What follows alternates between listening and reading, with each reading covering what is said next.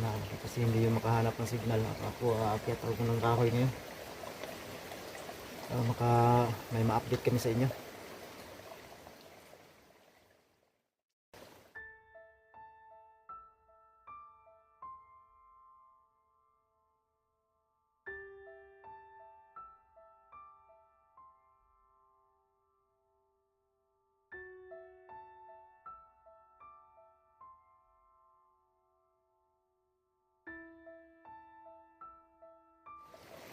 Ngayon pa ba na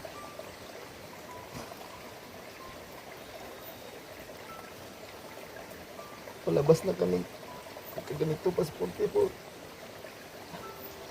kasi sakit din sa akin. Kita ko yung kaibigan ko na ano yung paa niya nabalik. Hindi ko alam gagawin ko.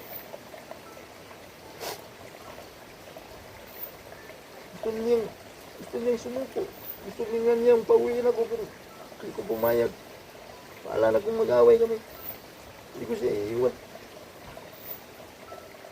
Sila nawawala na siya ng pag-asa ko. Ay, grabe.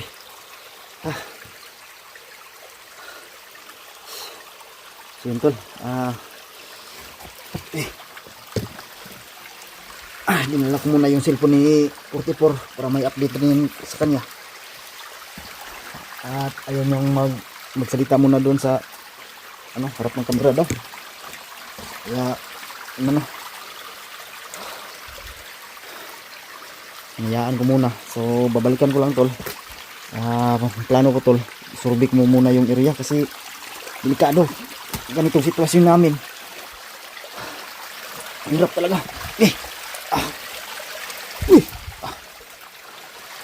Minsan may lugaran. So nandun siya sa ibabaw tol. Hinilang ko muna. So babalikan ko rin siya agad.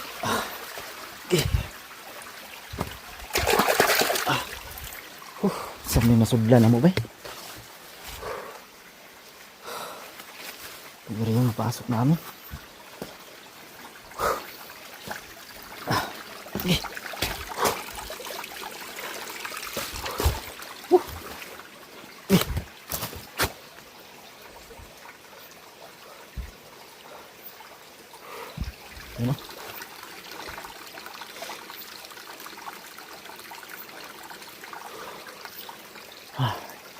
Ito yung kalagayan namin ngayon.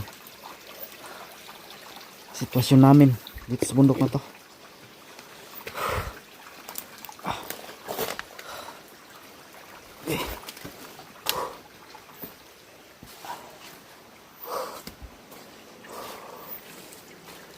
So yan tol, samahan nyo muna ako tol para masurbi natin yung area.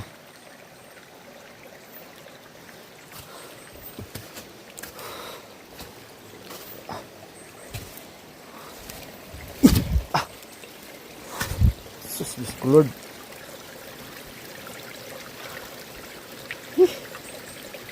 Nangyari dito. Grabe.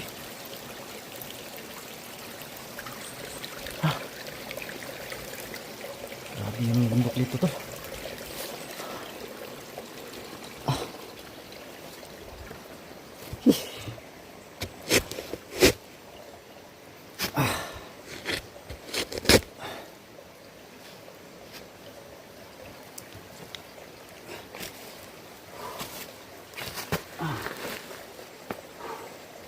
So yun tol, hinayaan ko muna siya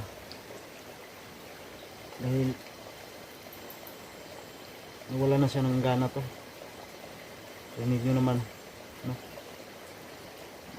gusto nga niya paunahin na lang ko, paiwan na lang siya dito dahil doon na daw siya, wala na daw siyang silbi. Nabihan ko na huwag tayong susuko, hindi kita iiwan dito, hindi ako uuwi, hindi kita kasama. Kaya nga pumunta tayo dito para makaahon tayo sa kahirapan at makatulong tayo sa mga ibang nangangailangan. Ngayon pa ba na palabas na kami, ngayon pa siya susuko.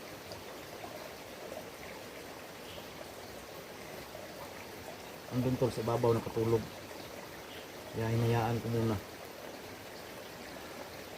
At sinurvey ko na lang rin yung area para maging clear, no?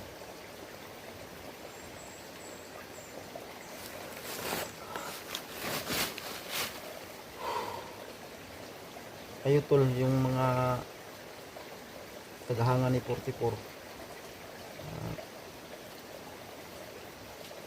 usapan ni tol na huwag bibitaw, huwag bumitaw. Kung may anak siya, kakayanan namin to tol. Sabayan nyo rin kami ng dasal. Sabayan nyo rin kami ng dasal.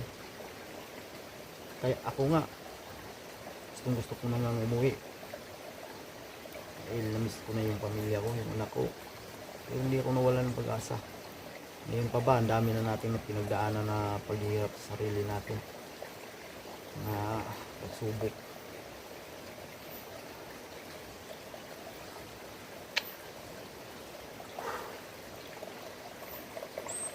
Hindi kasi inasahan tol. Paglingon ko ba, biglang lumagapak. Piti ang kahoy ba. Yun pala, siya na pala. Paglingon ko. Kasi ako nakatingin ako sa ibabaw. Siya naman dito nakatingin sa pababa. Siguro pag-apak niya. Kasi nakita ko pa niya kahoy, naapakan niya. Tapos alam niya naman yung kahoy. Palangin na ano sa tubig. Ano na, madulas na ba?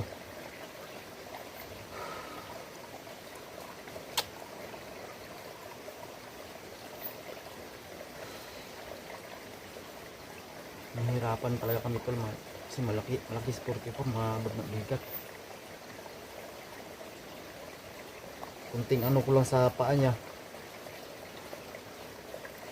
aaray na siya. Parang nagalit na nga sa akin kanina. Dahil na hindi ko sinasadya pag ano ko sa, kasi may bigat yung bag niya.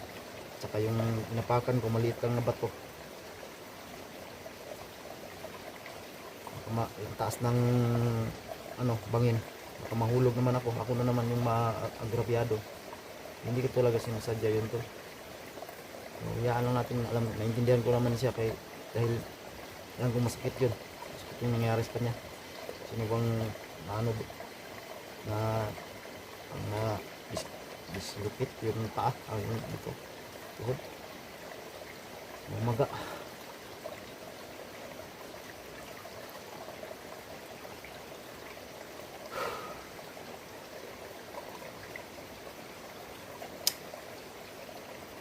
Ayun tol, pray nyo na lang kami tol. Hindi ko kami kalimutan ni Basal. Sumurkat kasi kami dito tol, hindi kami dumaan doon sa kabila kasi alam nyo naman yung mga dati namin yung video, ang daming mga bandido. Kaya naisip namin anuhin namin tong tubig. So safety naman kami kasi malalayo na yung nilakad namin. Kaya lang hindi na kami nakapag-play ng video doon sa pinakamahirap nung dinaanan namin. Ilang yung signal ring. Alam nyo naman na sa gitna tayo ng kagubatan. Kung ano tayo ng signal, o sandali lang. Talaga sandali lang. Ngayon nga, ako lang siguro mag-upload ng video ni 44. Itong video ngayon. Kasi hindi yung makahanap ng signal. Ako, aakyat ako ng kahoy ngayon. May ma-update kami sa inyo.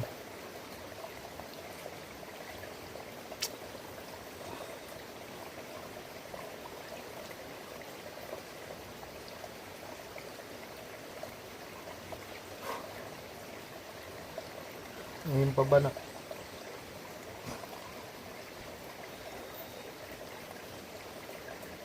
palabas na kami ganito pa sa 44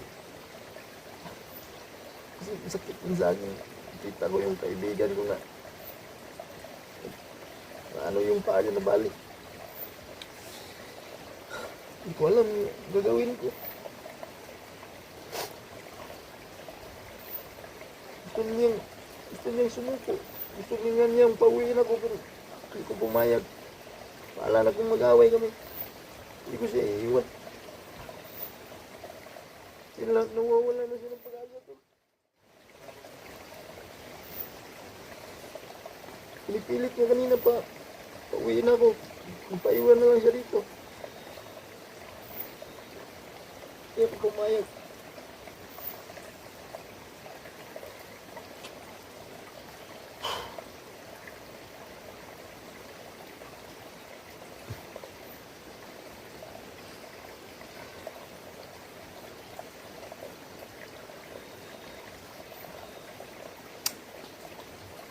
Basta yun tol, hinihingi ko na lang sa inyo na pagdasal nyo na lang kami. Pari nyo kami tol sa taas. At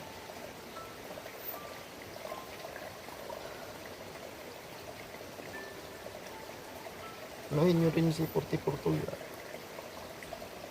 para makita niya bumalik yung gana niya kasi nawala na daw siya ng gana. Mag-comment kayo tol dyan sa ano niya, bigyan niyo siya ng lakas ng loob, patibayin niyo yung kanyang loob. Mahina kasi anong taong to.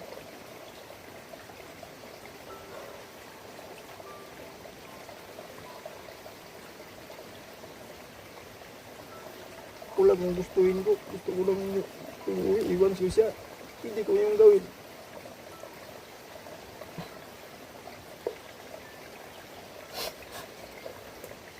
Hindi ko yung gagawin ko. Bahala na.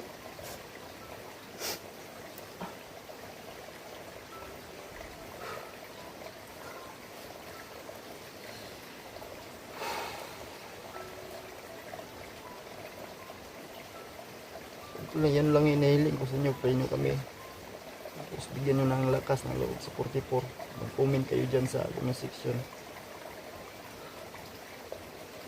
Para makita niya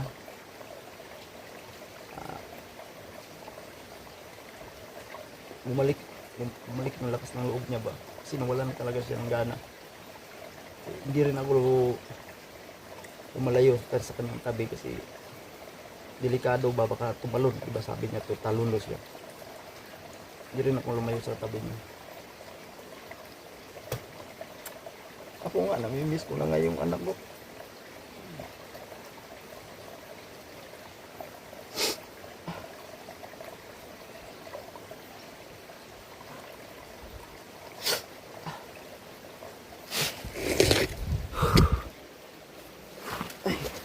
Balikan natin siya dun.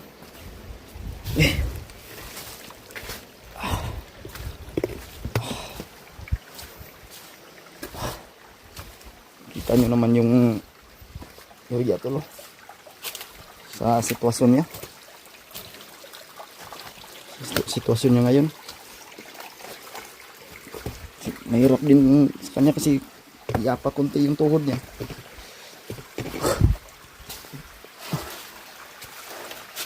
Masakit. Nabikil kasi. Oh, kita nyo naman daanan dito. Grabe.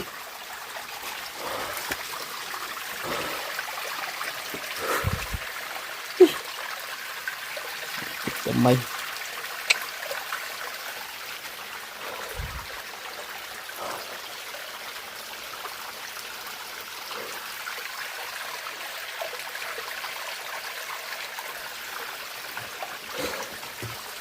Ayun tol. So, parang natutulog naman siya. Tulog. Sakit tol. Ayun lang yung hinihingi ko tol. Dasal nyo kaming dalawa dito na sana walang masamang mangyari sa amin.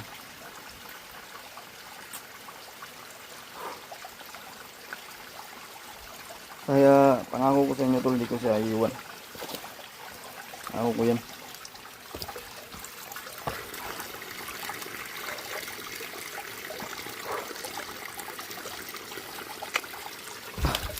Ano tayo? Inom tayo ng tubig ito kasi ito naman yung tubig na to.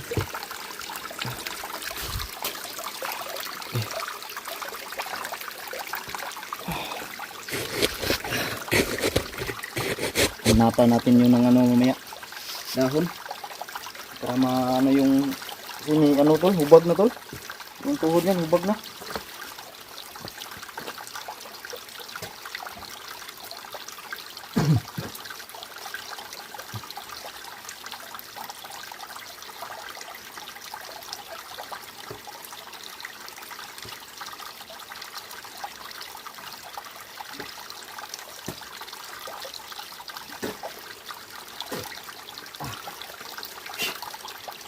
Ayan tol, salamat sa inyong lahat mga tol.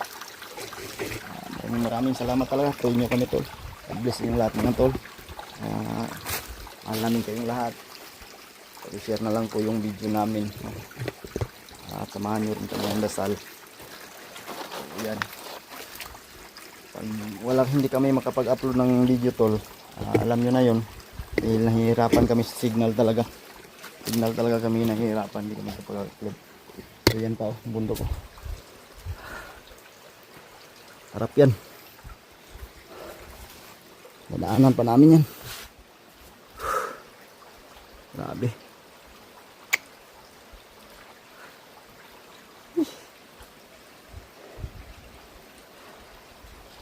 Papalibutan kami ng bundok dito. Ano? Mag-upcam na lang ako tol. Ay, upload ko ito mamaya itong video niya. Salamat, maraming salamat sa inyo lahat mga tol.